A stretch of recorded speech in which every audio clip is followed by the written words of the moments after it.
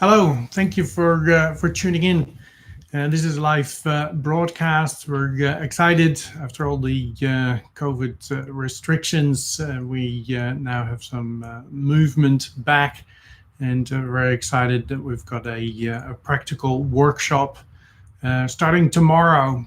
So I'm going to touch base on what are the things that we'll be investigating for. We typically will be investigating for. But yeah, it's a little bit of an exciting happening. We've got 5 people from across the country flying in and driving in to partake. And these are people that are already trained as consultants and are now going to fine tune their skills further. And we actually are going to assess 6 homes from families that have nicely sort of made themselves available. We had about 15 people who put their hands up for it, who wanted their home assessed, and they didn't mind if I turned up with 5 or 6 students, which of course will delay the process a little bit, but it'll be a good learning experience for everyone. And so this is all happening tomorrow. We're going to do quite a few broadcasts over the next 4 days. Of course, we can't do that from within a house because that would need, wireless connectivity, which is a little bit awkward to bring into a home assessment. But we can, when the assessments are finished, me and the team, we can sort of elaborate on what we found. And so if you're interested in this, you might get some insights into what we typically bump into and what we may have had to investigate a little deeper. So as I said, we've got people flying in and coming in to do this workshop. So what are we looking at when we go into a house? All right, so there's lots we'll look at, and the home assessment process typically sits around 2.5 to 3 hours. Now, we have a way of assessing it. We are originally a naturopathic health clinic. Our background is in Austria. And we've always worked with doctors and patients. And so just from the beginning, we've always had an attitude that if you want to investigate something and it's about the person, you want to investigate the person, right? So as much as possible, we'll be measuring or assessing the body rather than the air, which makes perfect sense when you think about it. So what are we looking for? Well, there's a number of radiation types which are the main interest. So magnetic fields is one. Magnetic fields is a special type of radiation because you can't shield against it. So it's it's basically fingers crossed and hope it's not there. And it's not there often, but it's there often enough. And of course, as consultants, and if you're interested in this area, please, we need a lot more help. So you can do training with us as well, a lot online and then practical as well. As consultants, we do end up going into homes that are not the average home, right? We end up going into homes where people are sick, and people are not feeling well, and conventional medicine isn't really helping. So they're looking for answers. What else could it be? And of course, there are an enormous amount of research studies, peer-reviewed research studies in the effects of electronic pollution.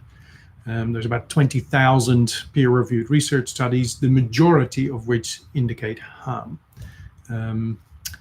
Now, the magnetic fields, they come from current. That's the flow of electricity. So the biggest contributors tend to be the local distribution lines that run up and down the street. Everybody's always conscious about the transmission lines, and it's good we're conscious about them. It's good that we get phone calls of people, hey, I'm looking at buying there, I'm looking at renting here, I'm concerned. Yes, you should be. Good thing you called us. But the little ones running up and down the street, even if they're underground, they're a lot closer to you. And take it from me, as consultants, we bump into more homes that have a problem with those lines when it comes to magnetic field. So any home you're looking at moving into or buying or renting, you should be measuring before you put your signature down. But really, any home you live in should also be measured for that. So local distribution lines can produce those, depending how much current is used, how much electricity is used. That can increase if there's faults in the area, if it's an older suburbs. Those are all things that sort of add to the mix. If the local distribution lines are on your side of the street, that's not so great. You kind of want them on the other side of the street. And anyway, so there's a magnetic field that comes off that and basically penetrates everything. The lines are worse enough, but if you are at a corner property, you'll basically have two local distribution lines, one on one side of your house, one on the other, and so you have two magnetic fields. And so that magnetic field will last longer and deeper into the property. So we'll be assessing for that, and basically, we'll be monitoring it from the street, going to the front door, and then within the house, so we could sort of see what that entire picture looks like. Hopefully it's not there. If it is there, then maybe moving people from one bedroom to another may have a dramatic impact on their exposure and could be a lot better. There is a dynamic where there can be problems with the wiring, somebody's put the wiring in incorrectly, and or a mistake was made, and that causes current to go where it's not supposed to. And then we have masses of magnetic fields, and those magnetic fields are actually stronger between the wiring, and that's exactly where a resident will be. So this is not rare, it's not common either, it's not rare.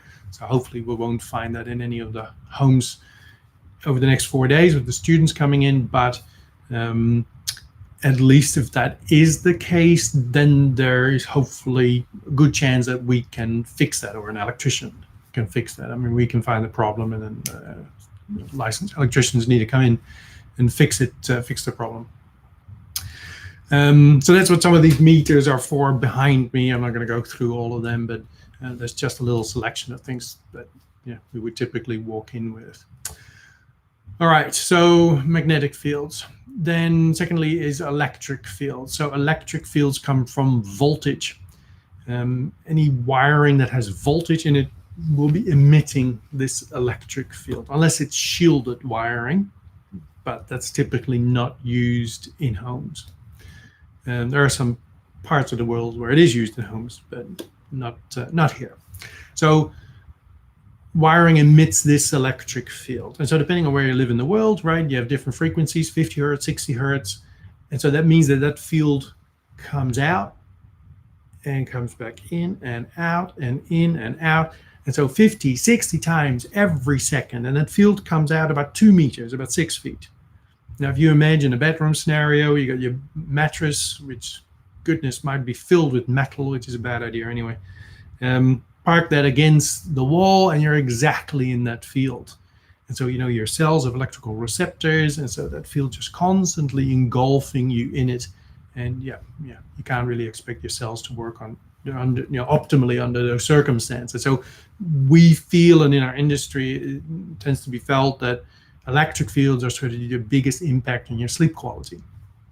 So we'll get our residents to lie in the bed, and we'll get their partner, because we tend to want to give the meters to the person whose house it is, so they learn more from the experience, actually assessing it themselves. So we don't sideline you, as in go sit in the lounge room, we'll see you in 3-4 hours. You come with us, right? You get to hold the meters, you get to investigate under our guidance. And so we'll get one person lie in the bed, and the other person will measure between the toes what the electric field exposure is over there. And then, that's often very confronting, and most homes have levels where we would be concerned about. And of course, these levels that we're looking at, let's be clear, government standards, there's no problem in any of this stuff, right? It's just a mystery how all this research is about that says it's a problem, but hey, we don't think it's a problem. So anything we assess, anything we're concerned about, government says perfectly fine, don't worry about it. So with these electric fields, we would like to see those often a lot lower. So we will then investigate together with the homeowner which electrical circuits are responsible for that exposure. And so that takes a bit of time per bedroom. So we'll spend a lot of time figuring that out for the bedrooms involved. And then the solution is simple, that once you know which circuits are responsible for it, you can then turn those circuits off at night. Now, your normal sort of circuit breakers are not really made to be turned on and off every single day. They're made for emergencies, right? So, there's some other solutions that then can be implemented. All right, so that's electric field exposure. And then, we can talk about this for an hour, but let's say, let's just cover radio frequency radiation as well. So radio frequency radiation is everything that travels through the air, right? There's whole heaps of different frequencies, but let's keep our terminology simple so everybody can understand radio frequency radiation or high frequency radiation. So this is things like phone tower radiation, which is probably your largest contributor. Of course, now, we already had studies that were indicating that we have problems with 3G and 4G, right? Now 5G is being heaped on the top of it. So it's just getting worse and worse out there. And we certainly see those levels, when we assess people's bodies for what they're absorbing. We certainly have seen a dramatic increase over the last year and a half or so. All right, so radio frequency, so phone towers, Wi-Fi, Bluetooth, airport navigation equipment, radar, all that sort of stuff that travels through the air. So, you just have to turn on your computer and look for a Wi-Fi network, right? How many of them are showing on the list already? And that's just Wi-Fi. You got your cell phone, you're with one network, right? But there's so many other networks also there that your signal strength doesn't even indicate. So there's a lot of this stuff around. So again, we would ask the homeowner to lie in the bed, and then we use, let's grab that one. We use this machine to help assess what their body is absorbing of radio frequency radiation. We found that that's a lot more interesting, a lot more telling than measuring the air. It's not about the air, it's about the body. So we'd like to assess that. So now it is important when that happens that the person, first of all, the person that we're assessing, they're lying in the bed. Now, why this bed? Well, the logic with mitigating EMF radiation, in our opinion, is that your body rests and regenerates at night. And so it's the bedroom that's critical. It's the bedroom. If you're going to invest any money in improving your life when it comes to EMF radiation, you should start with the bedroom and try and make that perfect. We work with people in different industries, people on airplanes, people in big factories with machines. You can't go there and fix their work environment, but you go to their house and you fix their bedroom instead, right? Because that's where your body sort of builds up that strength and the resistance. It gets you, sort of repairs you from the day you've had, and it prepares you for the day that's coming. So yes, we will investigate your daytime areas, and yes, we'll have a look at the home office, and we'll give you some tips, lots of tips. But it's a bedroom that's absolutely priority. So in the bedroom, we ask the person to lie down in the bed, because depending if you're lying down or standing up, you'll get more or less of the different radio frequency radiation that's about. Some of it is vertically polarized, some of it's horizontally polarized. And so there's a difference when you're lying down or standing up. And as sleep is our main intent or main interest, we will want to do that when somebody's lying down. So one person in the bed, and then one person holding the meter, and so they can then both read the numbers, and typically they just you would call them out to us. And so that'll happen, in this week, as well as we're doing those home assessments with the students that are coming in. They'll be observing as the homeowners are sort of doing this with us. Now, when the other person is assisting in doing that assessment, it's important that they make themselves small, because if you imagine that there might be a cell phone tower behind you, and if you stand over somebody, helping to take an assessment, you might be in the way. Your body might be taking something away that normally you would be exposed to, right? Normally you wouldn't be standing over somebody at night, right? It'd be a bit creepy. So we ask that person to make themselves, as low as possible, and then sort of hold the meter, and then we can see, what their body's absorbing. Most of the time, some houses are still okay, but yeah, most of the time houses are above levels where we would say that you would shielding is indicated in those situations. And you can do that yourself with T98 shielding paint. You can absolutely do that yourself, or you can get a painter to do it, but not such a well, I would say not such a big deal. I mean, painting your bedroom is always a bit of a hassle, I suppose, and it's not exactly cheap stuff either. But once it's in place, it does keep working, and you get to enjoy it.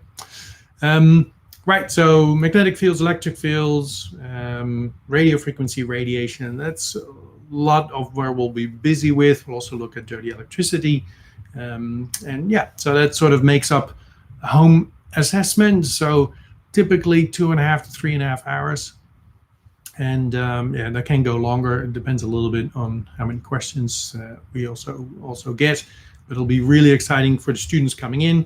The training that I sort of provide with GeoVital, as far as we know, it's the only consultant training that actually takes its students to houses, which may come as a bit of a shock and a surprise.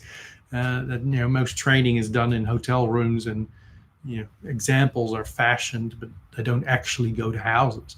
And so these students that are coming, or tomorrow we're starting 4 days, we're going to go run around, and we're actually going to do 6 houses over the next 4 days. So as I mentioned earlier, for those tuned in later, we're going to after the assessment, the intent is that we'll do a little bit of a broadcast on what was found, and how interesting that was, what was interesting. All right, let me have a quick look at the comments, because I'm a typical boy, can only do one thing at a time.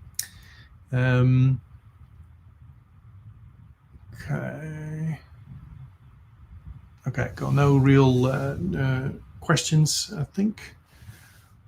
Okay, cool. All right, well, thank you very much for your interest. And so, some more videos should be coming after this one in the next couple of days. Should you be interested in assisting your community with exposure to EMF radiation, then we'd be delighted to see you in training.